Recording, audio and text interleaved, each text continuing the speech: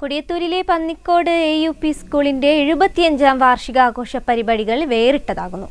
ഹരിതചട്ടം പാലിച്ചുകൊണ്ട് ആഘോഷ പരിപാടികൾ സംഘടിപ്പിക്കുന്നതിന്റെ ഭാഗമായി ഓലമെടയൽ മത്സരമാണ് വിദ്യാർത്ഥികൾക്കും രക്ഷിതാക്കൾക്കും വേറിട്ട അനുഭവമായി മാറിയത്. ഇതിന്റെ ഭാഗമായി നിർമ്മിച്ചെടുത്ത ഓല നിർമ്മിതികൾ കൊണ്ടാണ് സ്കൂളിൽ കൗണ്ടറുകളും ഒരുക്കുന്നത്. കേരളത്തിൽ നിന്നും അന്യനിന്നുപോയ പരമ്പരാഗത സംസ്കാരത്തിന്റെ ഭാഗമായ ഓലമടയൽ ഒരു മത്സരത്തിലൂടെ വീണ്ടും ഓർമ്മപ്പെടുത്തിയിരിക്കുകയാണ് കൊടിയത്തൂരിലെ പന്നിക്കോട് AUP സ്കൂളിലെ PTA അംഗങ്ങളും അധ്യാപകരും. സ്കൂളിന്റെ 75ാം വാർഷികത്തോടനുബന്ധിച്ച് നടത്തിയ ഓലമടയൽ മത്സരം വിദ്യാർത്ഥികൾക്കും രക്ഷിതാക്കൾക്കും വേറിട്ട അനുഭവമായി. മത്സരത്തിൽ MPTA അംഗം ഗോപിക 1ാം സ്ഥാനം കരസ്ഥമാക്കി. അതെ, ചെറുപ്പം മുതൽ ഞാൻ ചെയ്തിരുന്നു. ഒരു 4ാം ക്ലാസ് ആയിരുന്നു. എന്റെ വീട് ഓല മേഞ്ഞ വീടായിരുന്നു. അപ്പോ ചെറുപ്പത്തിൽ അങ്ങനെ ശീലമായതാണ്. പിന്നെ ഇപ്പോഴാണ് എനിക്കിത് അവസരം മുടയാനുള്ള അവസരം കിട്ടി. വളരെ സന്തോഷമുണ്ട്. UP സ്കൂളിനോട് ഞാൻ വീണ്ടും ഒരു ഓലമടയൽ എത്തിയിലേക്ക് വളരെ സന്തോഷമുണ്ട്. അവരോട് നന്ദി അറിയിക്കുകയാണ് ഞാൻ.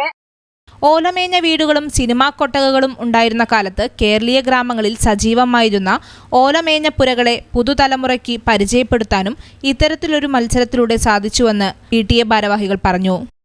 AUP സ്കൂളിൽ 75ാം വാർഷികത്തോടനുബന്ധിച്ച് വിവിധ പരിപാടികളാണ് ഇവിടെ നടത്തിക്കൊണ്ടിരിക്കുന്നത്. കഴിഞ്ഞ കാലങ്ങളിൽ കഴിഞ്ഞ മാസങ്ങളിൽ കുറെ പരിപാടികൾ നടന്നു. ഇനി ഒരു മാസം വരെ നീണ്ടു നിൽക്കുന്ന പരിപാടിയാണ് ഇപ്പോൾ നടന്നുകൊണ്ടിരിക്കുന്നത്. അതിന്റെ ഭാഗമായി രക്ഷിതാക്കൾക്കും PTA-കാർക്കും ടീച്ചേഴ്സിനും ഒക്കെ കൂടിയിട്ട് ഒരു മത്സരം എന്നതിലുപരി ഒരു ഓലമടച്ചിലാണ് ഇന്ന് നടന്നത്. അതിനോടനുബന്ധിച്ച് ഈ ഓല നമുക്ക് വേസ്റ്റായി പോകുന്നില്ല. നമുക്കത് കൗണ്ടറുകൾ ഉണ്ടാക്കാനും മറ്റു കാര്യത്തിനും ഒക്കെ ആവശ്യമുള്ളത് കൊണ്ട് തന്നെയാണ് ഈ മത്സരം ഇവിടെ സംഘടിപ്പിച്ചത്. പുരുഷന്മാരടക്കമുള്ള PTA അംഗങ്ങളും അധ്യാപകരും ഉൾപ്പെടെ 20ലധികം പേരാണ് ഓലമടയൽ മത്സരത്തിൽ പങ്കെടുത്തത്. പലർക്കും ഓലമടയൽ അറിഞ്ഞില്ലെങ്കിലും കൗതുകത്തിന്റെ പുറത്ത് മത്സരിച്ചവരുമുണ്ടായിരുന്നു.